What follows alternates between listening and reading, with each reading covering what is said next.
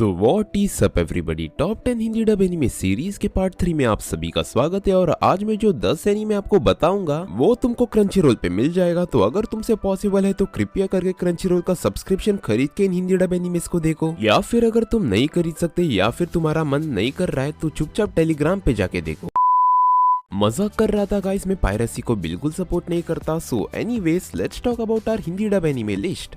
तो 10th number पर है trapped in a dating sim the world of otome game is tough for moms. इस anime में हमारे मेन कैरेक्टर को एक डेटिंग गेम खेलने के लिए ब्लैकमेल किया जाता है उसके बहन के द्वारा, और बहुत दिन तक घिसने के बाद वो फाइनली उस गेम को क्लियर कर देता है। लेकिन फिर उसको बाद में भूख लगती है तो वो कन्वीनियंस स्टोर जाने का सोचता है, और जब वो वहाँ पर जा रहा होता है तो वो अपने घर के स्टेयर से गिर के अनकॉन्शियस हो जाता है। और फिर जब उसकी आंखें खुलती है तो वो ये चीज नोटिस करता है कि वो उसी डेटिंग गेम में ऐसा साइड कैरेक्टर रीइंकार्नेट हो चुका है। एंड फाइनली अब हमारा एमसी उस डेटिंग गेम वाले वर्ल्ड में ट्रैप्ड है जिसे वो सबसे ज्यादा हेट करता है। एंड अब आगे जाकर वो उस वर्ल्ड में क्या करेगा through the knowledge of the game, यही हमें इस एनीमे में आगे देखने को मिलेगा। So this anime is quite good, but आगे जाकर इसका प्लॉट कांसेप्ट बहुत डिफरेंट है। तो अगर आपके पास टाइम है तो इसको एक बार जरूर देखना। 9th नंबर पर है टॉयलेट बाउंड हनाको कुन। तो देखो, हनाको कुन एक गोस्ट है जो कि गर्ल्स टॉयलेट में रहता है और लोगों के विशेस को पूरा करता है, बट उस विश के बदले उसको उसी टाइप का सेक्रीफाइस देना होता है। नेने याशिरो जो कि हानाको से विश मांगती है, लेकिन उसके बदले उसे हानाको का असिस्टेंट बनना पड़ता है। और उसके बाद वो दोनों बहुत से सुपरनैचुरल मिस्ट्रीज एंड एनकाउंटर्स को टैकल करते हैं, और नए सुपरनैचुरल वर्ल्ड के कॉम्प्लेक्सिटीज को डिस्कवर करती है उसके अपने ही स्कूल में। ये सीरीज ह्यूमर, सुपरनैचुरल एलिमेंट्स और कैरेक्टर ग्रोथ को बहुत अच्छी तरीके से बैलेंस करता है। एंड मोस्टली फोकस तो नेने और हानाको के एडवेंचर पे ही है कि जैसे जैसे वो दोनों ह्यूमन एंड स्पिरिट रियलिम में नेविगेट करते हैं, वैसे वैसे स्कूल के सीक्रेट पास्ट भी ग्रेजुअली रिवील होते हैं। तो 8th नंबर पर है अ कपल ऑफ कुकुज। इसकी स्टोरी फॉलो अप करती है नागी उमिनो एंड एरिका अमानो के साथ। दोनों ही हाई स्कूल स्टूडेंट है जो कि बाद में जाकर ये डिस्कवर करते हैं कि वो दोनों बर्थ के टाइम पे स्विच हो गए थे। यानी कि जिस फैमिली के साथ आज तक नागी रह रहा था उसे ये पता चलता है कि वो उसकी असली फैमिली नहीं है, क्योंकि वो बचपन में इन पेरेंट्स के असली डॉटर के साथ एक्सचेंज हो गया था। बट बाद में जाकर जब ये बात दोनों फैमिलीज को पता चलती है तो वो ये डिसीजन लेते हैं कि वो इन दोनों की यानी कि नागी और एरिका की शादी करा देंगे। ये सीरीज कैरेक्टर्स के बीच में जो बॉन्ड फॉर्म हुआ है वो उसे बहुत अच्छी तरीके से मेंटेन करता है with a mix humour and heartfelt moments. ये सीरीज कैरेक्टर्स की यूनिक जर्नी को फॉलो अप करता है जो कि सेल्फ डिस्कवरी एंड बहुत से चैलेंजेस से भरा पड़ा है with lots of comedy and romance. Number 7 पर है आकेबी सेलर यूनिफॉर्म। इसकी स्टोरी फॉलो अप करती है आकेबी के साथ जो कि एक हाई स्कूल स्टूडेंट है। वो एक मैजिकल सेलर यूनिफॉर्म डिस्कवर करती है जो कि उसे एक्स्ट्रा ऑर्डिनरी पावर ग्रांट करता है, और उसके न्यू फाउंड एबिलिटी की वजह से तुम समझ ही सकते हो कि वो एक सुपर हीरो बन जाती है। ये सीरीज एक्शन, फ्रेंडशिप और पर्सनल ग्रोथ को ब्लेंड करता है while making for an engaging story line that unfolds as Akebi embraces her role as a protector. इसकी हिंदी डबिंग तो अच्छी है, लेकिन इसके एनिमेशन मुझे बहुत ज्यादा पसंद आई जो कि बहुत कमाल की है। ये एक स्लाइस ऑफ लाइफ एनीमे है एंड आई नो कि बहुत से ऐसे लोग हैं जिनको स्लाइस ऑफ लाइफ एनीमे देखना बहुत पसंद है। So slice of life genre fans go and watch it.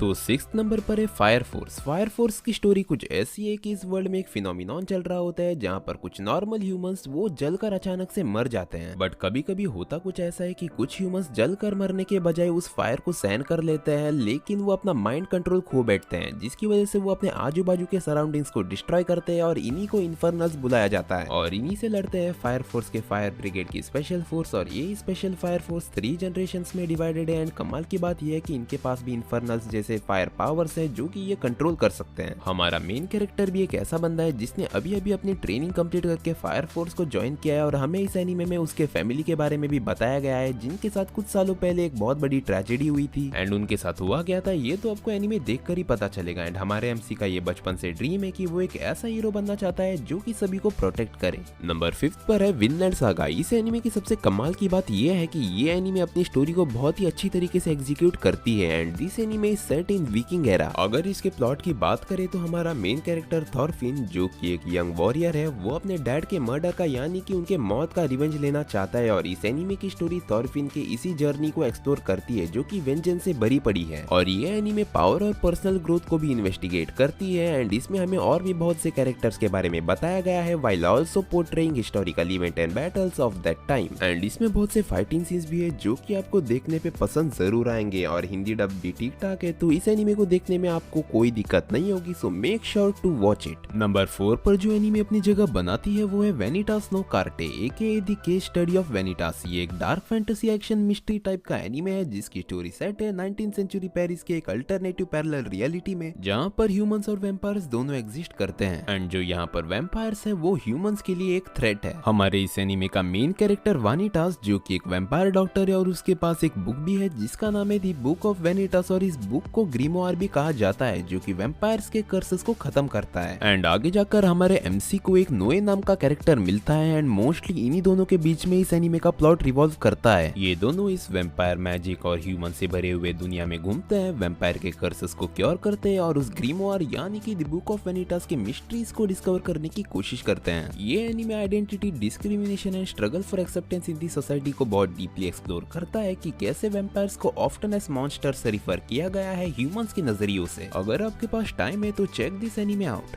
तो थर्ड नंबर पर है आओआशी। ये एक one of the best sports anime है। हमारा मेन कैरेक्टर आशितो जो कि एक जूनियर हाई स्कूल स्टूडेंट है, वो बहुत अच्छा फुटबॉल खेलता है और वो अपने अनप्रेडिक्टेबल मूव्स और अपने कमाल के प्लेइंग स्टाइल के लिए जाना जाता है। एंड उसका कमाल का प्लेइंग स्टाइल ये है कि वो अकेले ही खेल लेता है, उसके टीम मेंबर्स बॉल उसको पास करते हैं और वो अकेले ही जाकर गोल कर देता है। एंड उसके इस अकेले खेलने की आदत से उसके टीम मेंबर्स जो कि उसके बहुत अच्छे दोस्त भी है उनकी भी कोई शिकायत नहीं होती, क्योंकि उनकी खुद की स्किल लेवल प्रीटी लो है, पर उन्हें आशितो पे पूरा भरोसा है एंड नेचुरली वो उसे बॉल पास करते हैं क्योंकि उन्हें ये पता है कि वो गोल मार देगा। आशितो चाहता है कि वो एक ऐसे हाई स्कूल में जाए जहाँ पर एक बहुत अच्छा फुटबॉल क्लब हो, बट एक दिन होता कुछ ऐसा है कि एक मैच के वक्त अपोनेंट टीम का एक बंदा आशितो से आकर बात करता है और वो उसके टीम मेंबर्स और उसकी मॉम को बहुत बुरा भला बोलता है, जिसकी वजह से आशितो को बहुत गुस्सा आता है और फिर वो सीधा जाता है और उस लड़के के सिर पर मारता है, जिसकी वजह से वो मैच से डिस्क्वालीफाई हो जाता है और उसकी टीम भी हार जाती है और हाई स्कूल वाले भी उसको रिजेक्ट कर देते हैं। आशितो चाहता है कि वो एक ऐसे हाई स्कूल में जाए जहाँ पर एक बहुत अच्छा फुटबॉल क्लब हो। क्या वो वहाँ पर जा पाएगा एंड आगे क्या होगा ये हमें एनीमे देखकर ही पता लगेगा। इस एनीमे का Hindi dub Disney plus Hotstar पे अवेलेबल है, तो आप उसे वहाँ पर जाके देख सकते हो। तो सेकंड नंबर पर है दी एंशिएंट मेजर्स ब्राइड। इस एनीमे की स्टोरी रिवॉल्व करती है एक टीनेज गर्ल चीसे हितोरी के साथ। हितोरी के लाइफ में कुछ अच्छा नहीं चल रहा होता और उसने अपने लाइफ में बहुत कुछ सहा होता है और इसी की वजह से वो अपने लाइफ से ज्यादा खुश नहीं होती और एक दिन उसको एक ऑक्शन में सोल्ड कर दिया जाता है और उसे जो बंदा खरीदता है वो एक एंशिएंट और बहुत पावरफुल मैजिशियन होता है एंड वो एक ह्यूमन नहीं बल्कि एक टाइप का मैजिकल बीइंग है विथ नॉन ह्यूमन अपीयरेंस। चीसे हितोरी जो कि बहुत पहले से ही बहुत परेशान लड़की है because of rejections and abandonment, उसे ये पावरफुल मैच खरीद देता है एंड मैजिक से भरी एक न्यू लाइफ ऑफर करता है और ये दोनों मिलकर एक स्ट्रेंज जर्नी पे निकल जाते हैं लाइफ का एक्चुअल मीनिंग ढूंढने के लिए और उसे ठीक तरीके से समझने के लिए with the self discovery of belonging and understanding the emotions. इसकी story fantasy elements with emotion depth को बहुत अच्छी तरीके से बैलेंस करती है, तो अगर आपको इस एनीमे को देखना है तो चेक इट आउट।